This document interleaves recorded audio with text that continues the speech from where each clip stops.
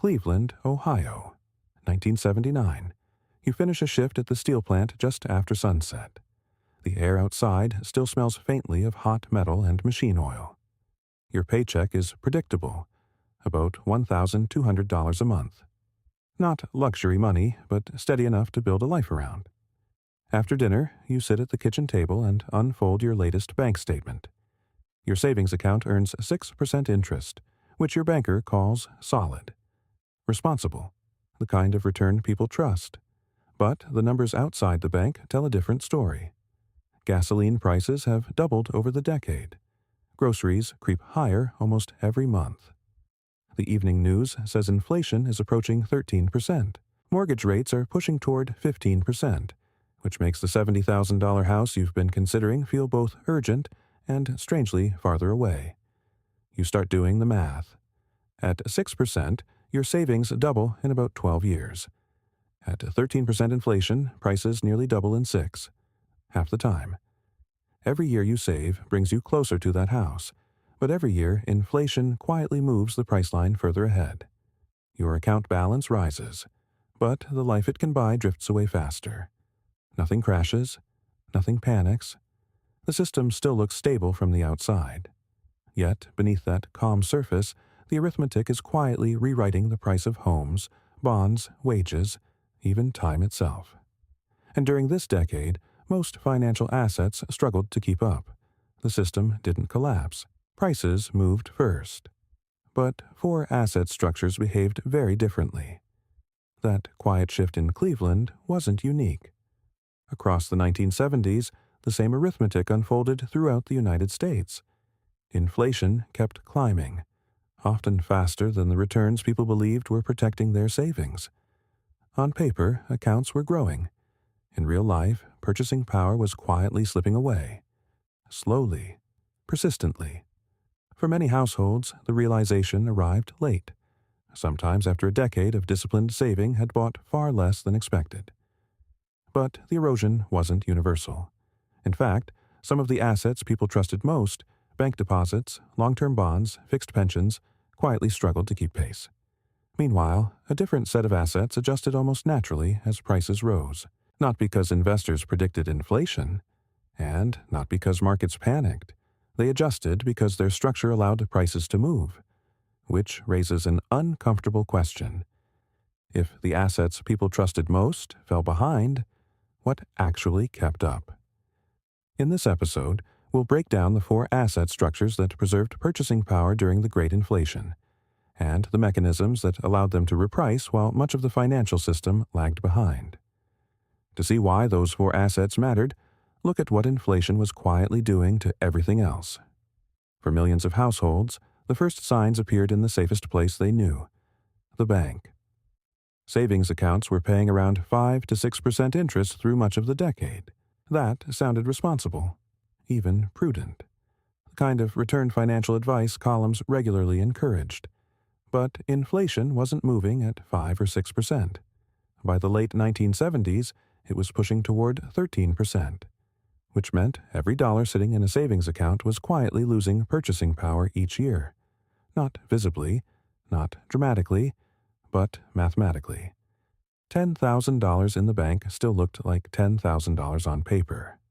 But after several years of double-digit inflation, that same balance could buy noticeably less fuel, fewer groceries, and a smaller share of a home down payment, even though the number itself hadn't changed. The number stayed still. Prices didn't, and that was the uncomfortable truth. What people trusted as safe savings was structurally exposed. Fixed returns quietly competing against prices that refused to stay fixed. The same pressure appeared elsewhere. Long-term bonds promised fixed payments for decades. Pension plans assumed stable purchasing power. Insurance contracts relied on predictable costs. Inflation didn't cancel those promises. It quietly reduced what they delivered. Once prices rise faster than fixed payments, the system begins sorting assets.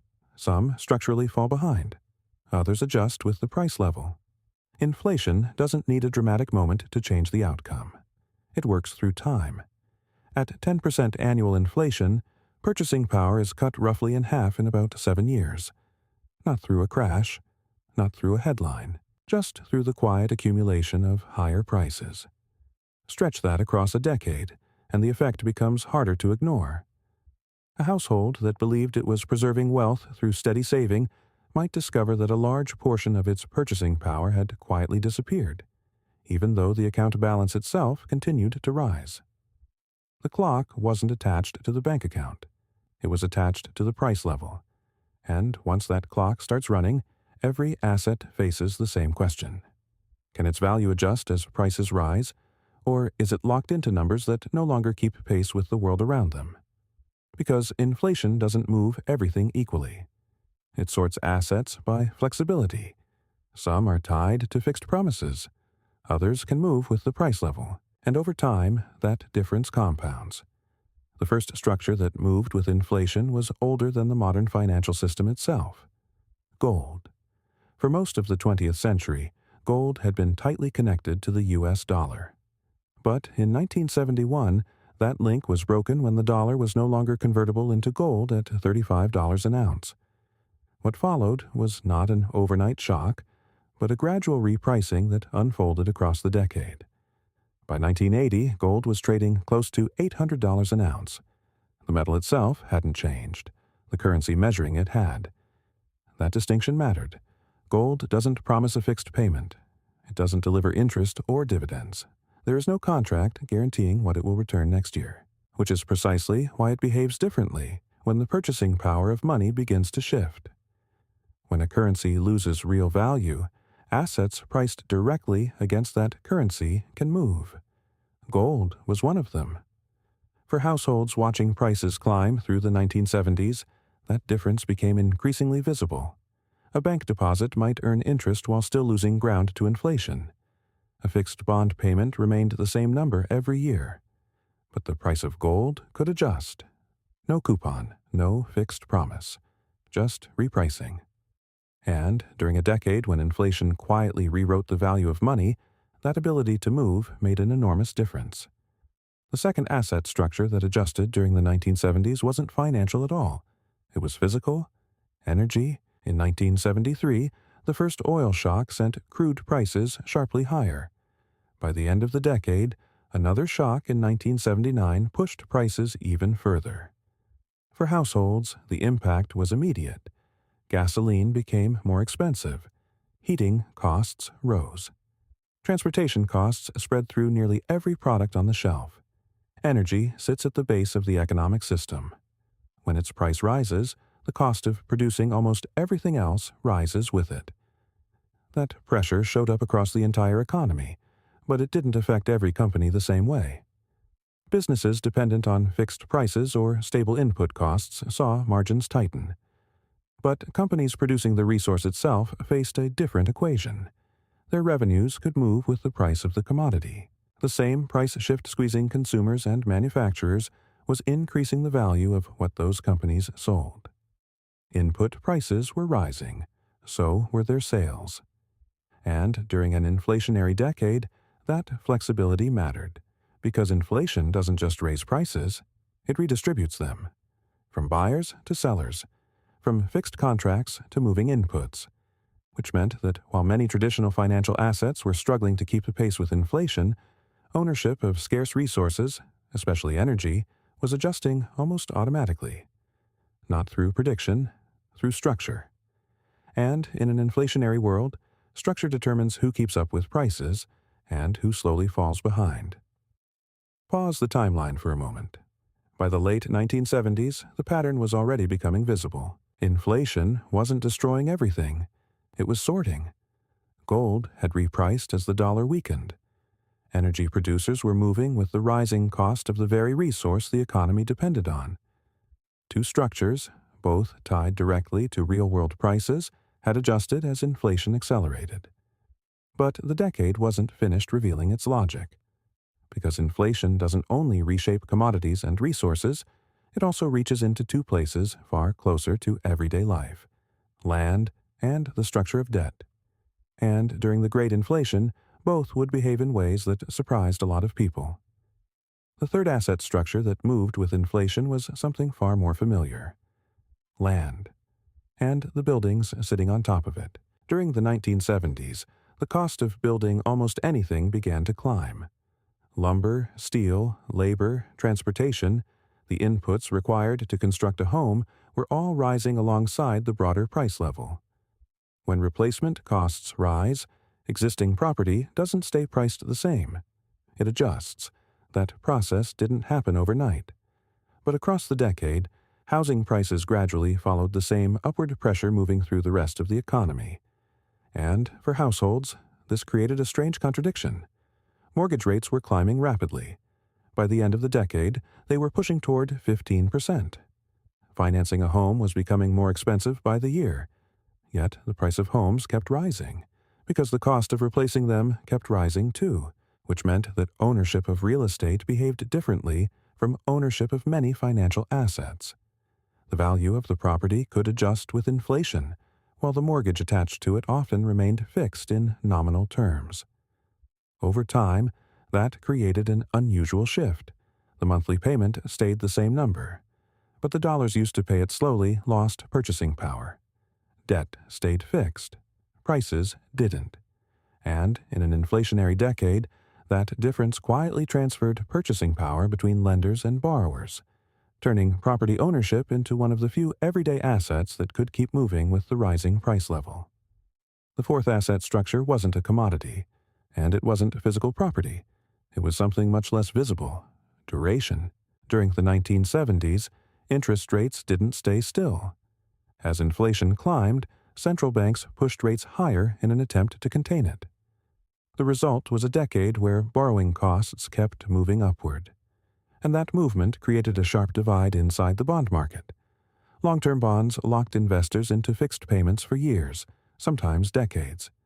If you purchased a bond paying 6 or 7% early in the decade, that payment stayed exactly the same, even as inflation accelerated toward double digits. The number never changed, but what it could buy did. Short-term instruments behaved differently. Treasury bills, money market instruments, and other short-duration debt reset far more frequently. As interest rates rose, new issues began offering higher yields. Investors, holding shorter maturities, could gradually adjust alongside the changing rate environment. Not perfectly, but faster. Duration mattered. The longer the promise stayed fixed, the more inflation had time to erode it. And during the Great Inflation, that quiet difference between long and short promises determined whether financial assets slowly fell behind rising prices, or had at least some ability to keep up. One of the most counterintuitive lessons of the 1970s is this: high interest rates did not automatically protect investors. By the end of the decade, headlines were filled with stories about double-digit yields. Savings accounts paid more than they had in years. Bond yields climbed into levels that once seemed extraordinary. On the surface, it looked as if savers were finally being compensated. But the timeline told a different story. Many investors had already locked their money into long-term bonds earlier in the decade, when yields were far lower. Those contracts didn't adjust as inflation accelerated through the late 1970s. The payments stayed fixed.